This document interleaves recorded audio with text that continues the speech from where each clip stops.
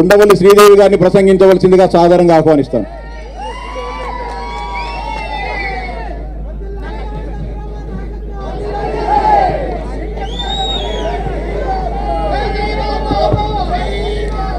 అందరికీ నమస్కారం.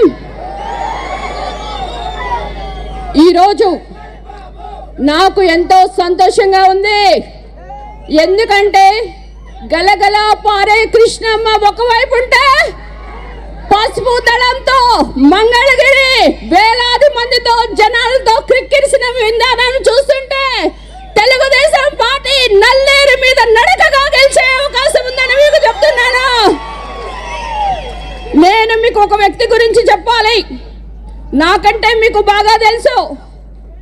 ఆయన ఎవరంటే పరిపాలనలో శ్రీరామచంద్రుడు, ఆపన్న సేవలో కర్ణుడు, పట్టుదలలో విక్రమార్కుడు, రాజీ లేని పోరాటం చేసే అర్జునుడు, ప్రాజెక్టులను అనుసంధానం చేసిన అపర భగీరథుడు, సైబరాబాద్ సృష్టించిన విశ్వామిత్రుడు. ఆయన ఎవరు? Other than CBN.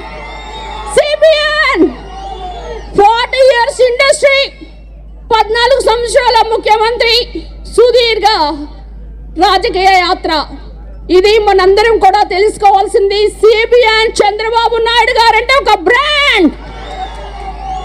ఈరోజు మరి ఎత్తిన పసుపు జెండా దించకుండా తెలుగుదేశం పార్టీ కష్టకాలంలో ఎన్నో వేధింపులకు కేసెస్ కూడా వెరవకుండా ఎంతో ఉత్సాహంతో వచ్చిన పసుపు దళానికి మీ అందరికీ నా పాదాభివందనం. మరి మేము సైతం బాబు కోసం అని మహిళా శక్తికి రోజు వచ్చింది.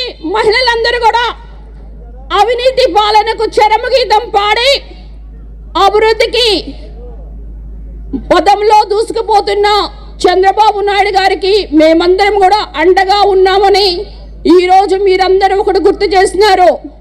మన గడపలకు పసుపు కుంకుమ ఎలానో ఈరోజు ఆంధ్రప్రదేశ్ ప్రతి గడప కూడా పసుపు జెండా, అదే మన ఎజెండా అని కూడా నేను ఈరోజు గంటాపదంగా చెప్తున్నాను. ఈరోజు మరి నేను ఇక్కడ నుంచోని మరి నారా చంద్రబాబు నాయుడు గారి ముందు నేను ఈరోజు మాట్లాడుతున్నానంటే అది అంతా కూడా వైసీపీ ప్రభుత్వం చేసిన అరాచకమైన సస్పెన్షన్ అని కూడా ఈరోజు మీకు గుర్తు చేస్తున్నాను. ఒక దళిత ఎమ్మెల్యేని నా ఎస్సీ, నా బీసీ, నా మైనారిటీస్ అంటుంటారు. మరి ఎవరికి? దళితులకి ఎస్సీ సప్లాన్స్ ఇచ్చారా? మీ 25,000 కోట్లు ఎక్కడికి పోయినాయి? మీకు రావాల్సిన 16.5% బడ్జెట్ లో మీకు ఏమైనా వచ్చిందా అని ఈరోజు నేను అడుగుతున్నాను. మీకు ఒకటి ఈరోజు గుర్తు చేస్తున్నా. మనకి స్విగ్గీ, జొమాటోలో ఏమొస్తుందమ్మా? మనకి ఇంట్లో కావాల్సిన ఉప్పులు, పసుపులు, యాక్సెసరీస్. కానీ మన ఆంధ్రప్రదేశ్లో డోర్ డెలివరీ ఏమొస్తాయో తెలుసా? Dead bodies. అంటే ఒక డ్రైవర్ సుబ్రహ్మణ్యం దళితుని చంపిన వ్యక్తిని అనంతబాబు ఎమ్మెల్సీని పక్కన కూర్చొని మరి రాక్షస ఆనందం పొందుతున్న సీఎం, ఆయన దళితులంటే ప్రేమ. ఈరోజు మిమ్మల్ని అడుగుతున్నాను, మరి సొంత చెల్లి తల్లిని పరాయి రాష్ట్రాల్లో పంపించిన ఆయన దళితులంటే చాలా నా అక్క, నా చెల్లి అంటే మీరందరూ నమ్ముతారా అని నేను అడుగుతున్నాను. మరి ముఖ్యంగా అమరావతి, నేను అమరావతి ప్రాంత ఎమ్మెల్యేని. మరి అందరికీ చెప్పాను అమరావతి ఇక్కడే ఉంటుంది. మరి మీరు ఢిల్లీ చూడలేదు, ముంబై చూడలేదు, చెన్నై చూడలేదు అనుకోకూడదు. ఎందుకంటే అమరావతి అంతకంటే గొప్పమైన నగరంగా జగనన్న కడతాడు అని చెప్తే నాకు ఓట్లేసారా మీరందరూ?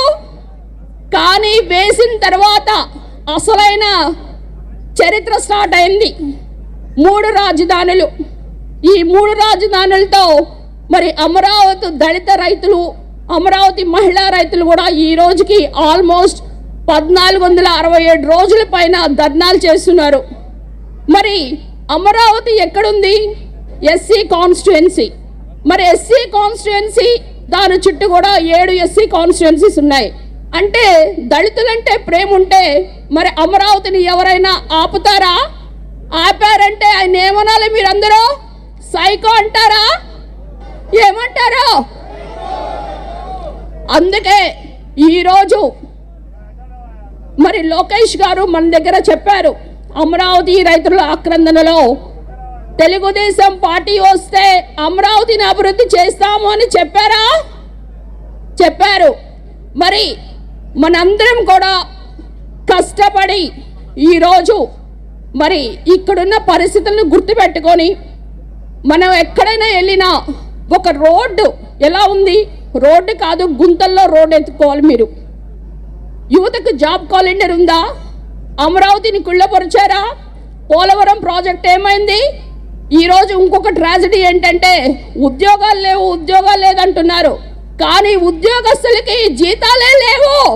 మరి ఇలాంటి పరిస్థితి, జీతాలు కూడా తీసుకురావడానికి అప్పులు, ఇక మద్యపాన నిషేధం, ఇక బాటిల్ పట్టుకుంటేనే షాక్ కొడుతుంది. మరి ధరలు పెంచి 5 స్టార్ హోటల్లోనే పెడతానని చెప్పారా? మరి ఈరోజు ఏం చేస్తున్నారు? మద్యం పైనే అప్పులు తీసుకురావటం, దానికి దళిత మంత్రిని పెట్టడం. ఈరోజు మీరందరూ కూడా గర్వంగా అధికార పార్టీ చెప్తుంది 151 ఎమ్మెల్యేలు గెలిచామని. మరి మీరు ఏదైనా శ్వేతపత్రం రిలీజ్ చేయగలరా మద్యంలో మీరెంత సంపాదించారని? అంటే ఆ మద్యాన్ని తాగి తాగి తాగి చాలా